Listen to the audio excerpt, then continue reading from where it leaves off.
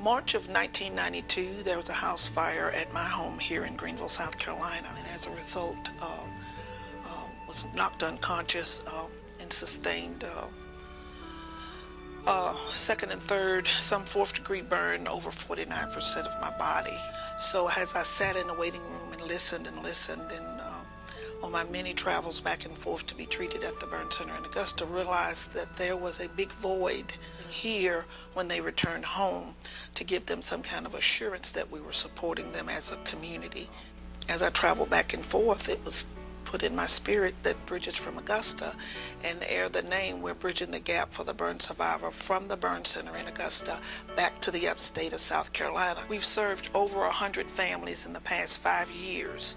It's a process, and that's what I try to tell everyone. It's a process, and everyone goes through it at a different pace. And I think because I feel that I can make a difference, that I give it all I have to make sure that when they return from Augusta, that there's some resource, something available for them here in Greenville.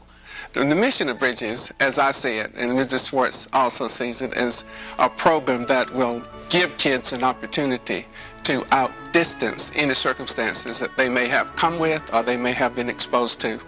Well, I'm classified as an academic coordinator, but my job is to do whatever needs to be done to make sure Bridges run smoothly.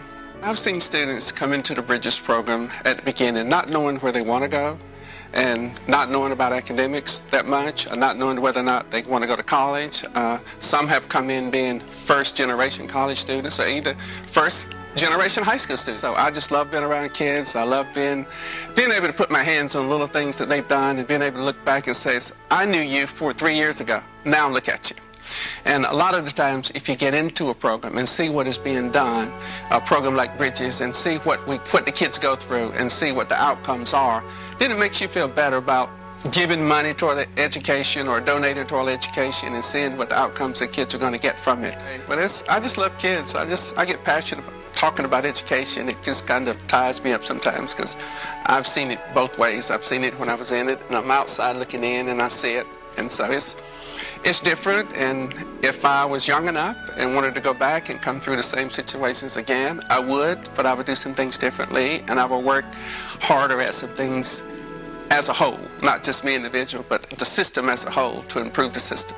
First plant day was the last week of April 2011, so we just started. I wrote the vision down about 15 years ago on the plane back from a honeymoon, and I wrote it down, and I was actually with a neighbor friend of ours, and we were just talking about the explosion of the whole chicken thing. And he was like, why don't we just start a whole chicken thing and give them away?